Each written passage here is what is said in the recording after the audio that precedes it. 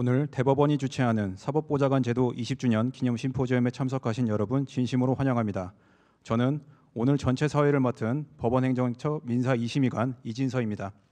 바쁘신 중에도 심포지엄에 직접 참석해 주신 천대엽 법원행정처장님, 장동혁 의원님, 박희승 의원님, 홍동기 한국민사집행법학회 회장님, 이강천 대한법무사협회 협회장님을 비롯한 내외 귀빈 여러분과 온라인을 통해 시청하고 계신 많은 분들에게 깊이 감사드립니다.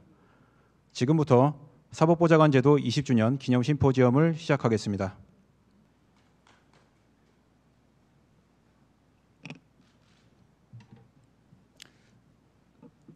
존경하는 내외 귀빈과 여러 법원 가족 여러분, 오늘 심포지엄은 사법보좌관 제도 도입 20주년 맞이해서 그간의 성과와 향후 과제를 함께 논의하는 뜻깊은 자리입니다. 지난 20년 동안 각급 법원 일선에서 묵묵히 헌신해 오신 사법보좌관 여러분들께 깊은 감사의 인사를 드립니다.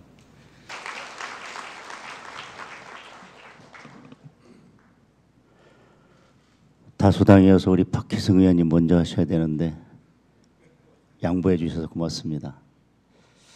내일 우리 사법부의 발전 그리고 수준 높은 사법 서비스를 위해서 노력해 주신 우리 천대엽 법원행정처장님 그리고 법원 가족 여러분 감사드립니다.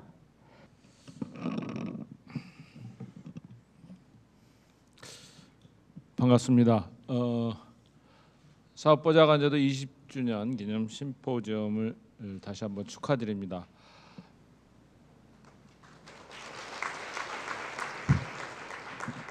예, 서울고등법원 수석부장판사를 맡고 있는 홍동기입니다.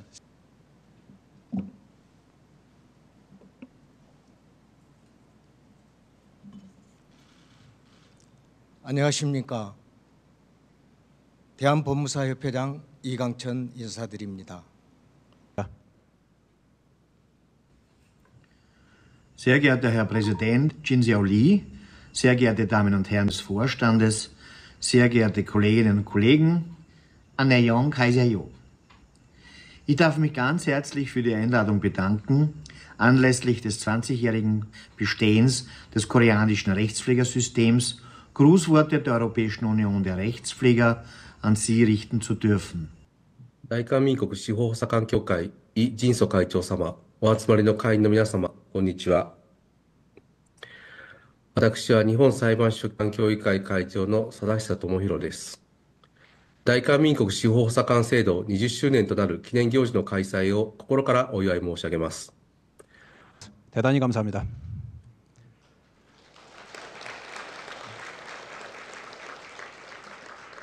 그리고 축사 말씀하신 내빈 외에 오늘 20주년 기념식에 참석하셔서 자리를 빛내주신 주요 내빈을 소개해 올리겠습니다. 먼저 한국외대 법학전문대학원 강구욱 교수님이십니다.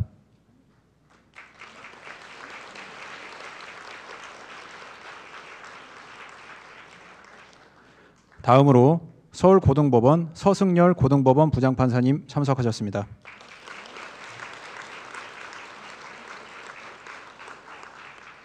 마지막으로 김태창 법원행정처 행정관리실장님 오셨습니다.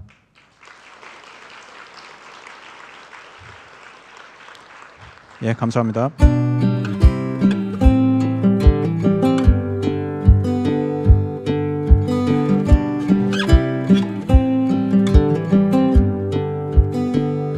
사법보좌관 제도 20주년 성과와 과제를 대주제로 하는 심포지엄 제1세션을 시작하겠습니다. 먼저 1세션에 참여하시는 분들을 잠깐 소개 올리겠습니다. 아까 기념식 때 잠시 인사하셨지만 좌장이신 서승열 부장님, 발표자이신 강구욱 교수님을 다시 소개해드립니다. 서승열 부장님께서는 서울대학교 법학과를 졸업하시고 연수원을 24기로 마치신 후 창원지법 부장판사, 서울고등법원 판사, 특허법원 수석부장판사를 역임하시고 현재 서울고등법원 부장판사로 재직하고 계십니다. 발표를 맡아주신 강구욱 교수님께서는 서울대학교 법학과를 졸업하시고 연수원을 18기로 마치신 후 창원지법과 부산지법에서 부장판사를 역임하시고 현재 한국외국어대학교 법학전문대학원 교수로 재직하고 계십니다. 그리고 패널에도 우리나라 집행 분야에서 유명한 분들이 참석하십니다.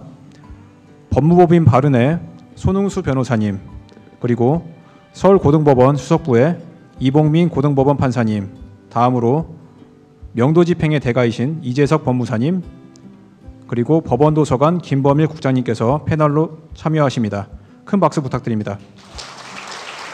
안녕하십니까. 사법보좌관 20주년 기념 심포지엄의 제1세션 주제인 사법보좌관 제도 20년 성과와 과제의 좌장을 맡게 된 서울고등법원에 근무하는 서성열입니다. 네, 그 소개를 받았고 발표를 맡아서 하게 된 그 한국외국어대학교에서 학생들을 가르치고 있는 강국이라고 합니다.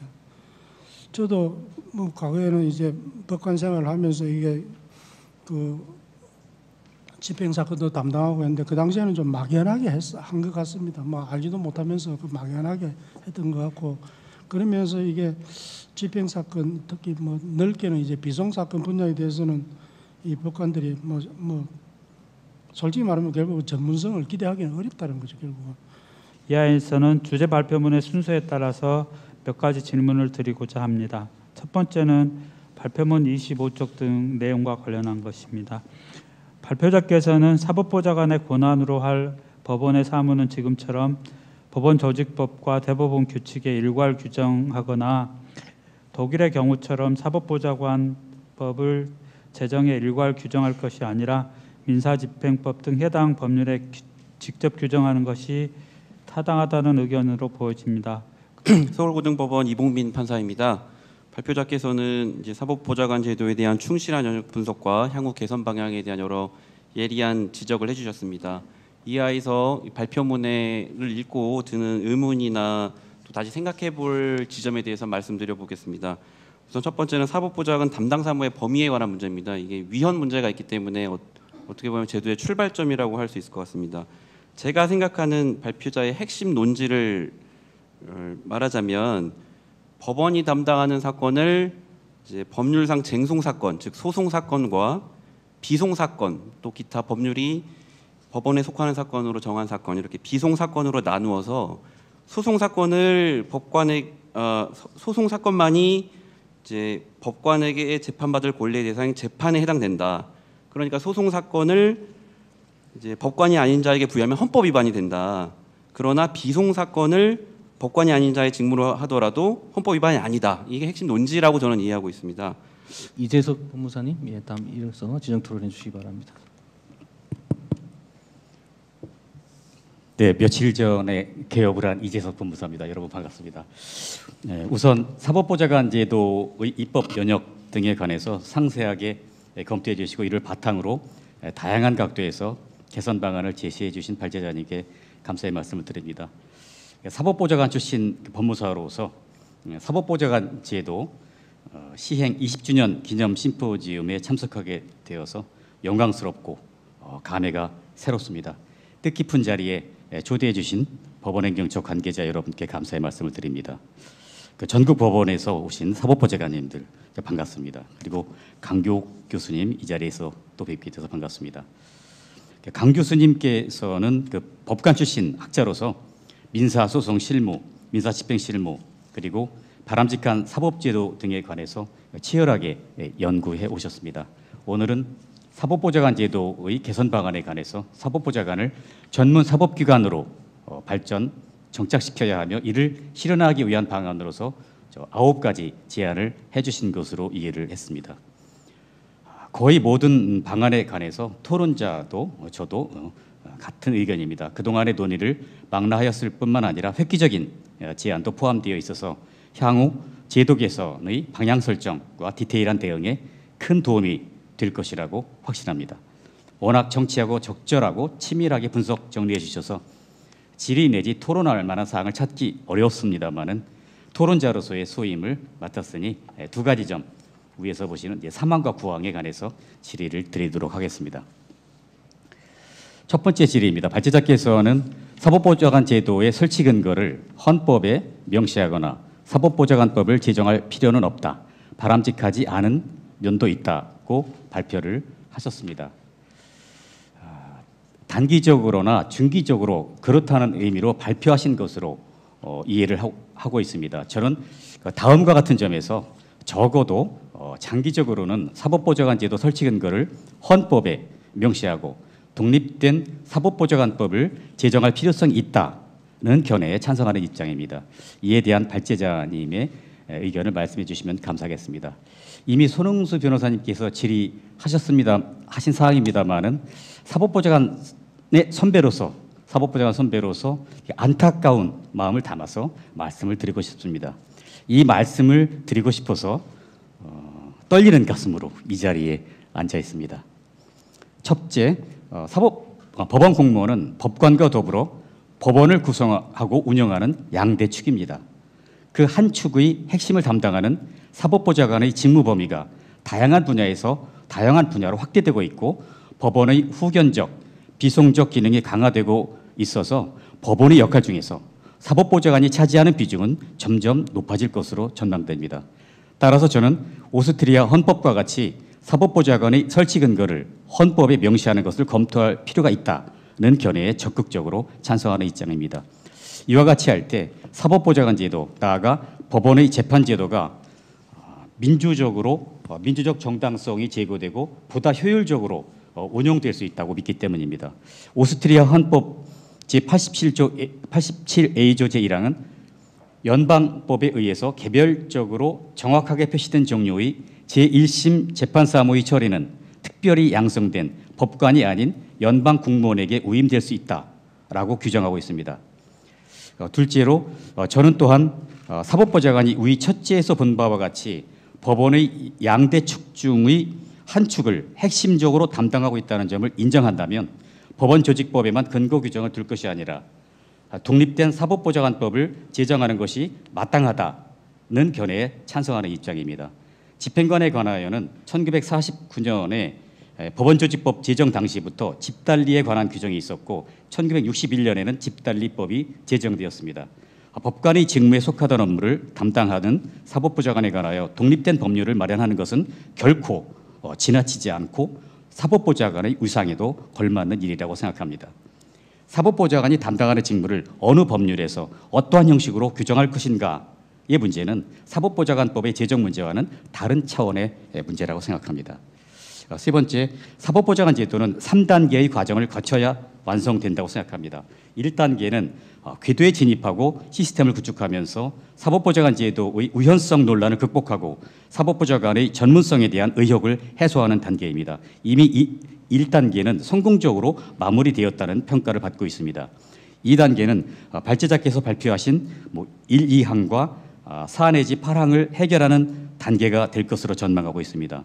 그리고 3단계로서 장기적으로 법관, 사법보좌관, 집행관으로 3분되어 있는 집행기관을 가칭 집행국 등으로 통합하면 물론 그에 더해서 독립된 사법보좌관법을 제정하고 사법보좌관 제도를 헌법에 명시해서 그 위상을 헌법적으로 추인할 때 비로소 사법보좌관 제도가 완성되고 민사집행제도가 보다 원활하게 작동될 것이라고 믿습니다. 수적, 천석, 물방울이 바위를 뚫는다고 했습니다. 꾸준히 노력하면 언젠가는 실현되지 않겠습니까? 2단계는 늦어도 2035년까지, 3단계는 늦어도 2040년까지 완성되었으면 하는 소망입니다. 다음은 민사집행기관의 통합정비에 관한 질의입니다. 발제자께서는 사법보좌관 제도의 개선 방안은 장기적으로 민사집행기관을 통합, 정비하는 것으로 귀일되어야 한다고 역설하시면서 가칭 집행국 또는 비송국의 설치를 제안하셨습니다. 이론적, 제도적으로 합리성이 있을 뿐만 아니라 실현 가능성도 상당하다고 생각합니다. 사법보좌관이 현재 담당하고 있는 직무 중 가장 중요하다고 할 수 있는 집행 업무와 관련해서는 법관, 사법보좌관, 집행관으로 3분되어 있는 민사집행기관을 하나의 조직으로 통합할 필요가 있다고 생각합니다. 전산화가 더욱 고도화된다면 물리적, 공간적 통합은 굳이 필요하지 않을 것이기 때문에 기능적, 편제적 통합으로 충분할 것이라는 점에서 적극 검토할 필요가 있다고 생각합니다. 일본 도쿄지방재판소 민사집행센터 등의 사례가 참고가 될 수 있을 것입니다. 이와 관련해서 두 번째 질의를 드리겠습니다. 발제자께서는 도쿄지방재판소의 재판소의 집행 업무와 집행관의 업무를 민사집행센터라는 하나의 조직에서 처리하고 있는 방식을 참고해서 제안하신 것인지요. 참고로 제가 18년 전인 2007년에 민사집행센터에 관해서 조사했던 내용을 소개해드리고 싶습니다. 저는 동경지방재판소 민사집행센터 서기관 업무 분장에 관한 검토라는 제목의 보고서를 2007년 3월에 법원행정처에 제출한 적이 있습니다. 도쿄지방재판소 민사집행센터는 2002년 2월부터 본청에서 10km 정도 거리에 있는 독립된 청사에서 민사집행 업무의 상당 부분을 담당하고 있습니다. 본청의 공간 부족 문제를 해소하기 위한 조치였다고 합니다. 이 건물은 2007년 2월 당시 도쿄지방재판소 민사 제21부가 집행관 사무소의 부동산부와 함께 전관을 전체를 사용하고 있었습니다. 2007년 2월 기준으로 재판관 15명, 재판소 소기관 96명, 재판소 사무관 6명, 집행관 39명이 근무하고 있었습니다. 2007년 2월 당시에는 재판소의 부동산 집행 업무, 채권 집행 업무, 집행관 사무소의 부동산 집행 업무만을 담당하고 있었습니다. 2025년 3월 26일 인터넷으로 조사해 보니까 재판소의 부동산 집행 업무, 채권 집행 업무, 재산 명시 업무, 집행관 사무소의 모든 업무를 민사집행센터에서 담당하고 있었습니다. 편제적으로는 물론 공간적으로도 통합이 완성된 것으로 보입니다. 담당 업무가 확대되고 모든 집행관이 본청에서 옮겨옴에 따라서 이 센터에서 근무하는 인원도 2007년보다는 많이 증원되었을 것으로 추정됩니다. 모든 집행기관을 아우르는 집행국 등의 신설에는 다각적인 검토와 결단이 필요할 것입니다.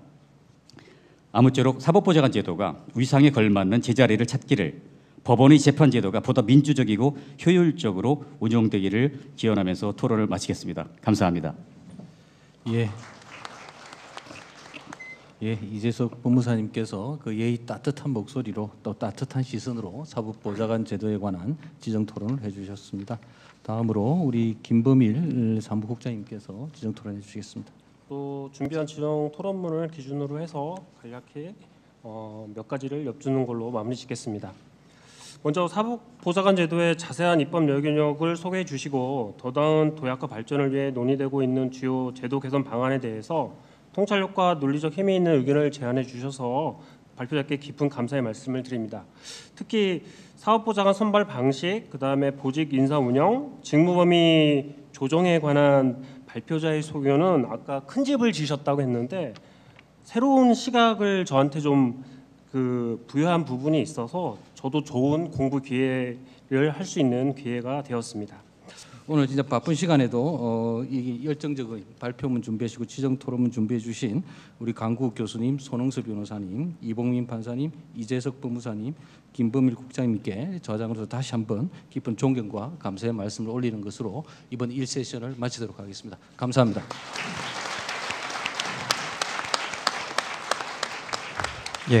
사법보좌관 제도 20년 성과와 과제라는 큰 주제의 논의를 이끌어 주신 사회자와 발표자, 토론자 여러분에게 다시 한번 큰 박수 부탁드리겠습니다.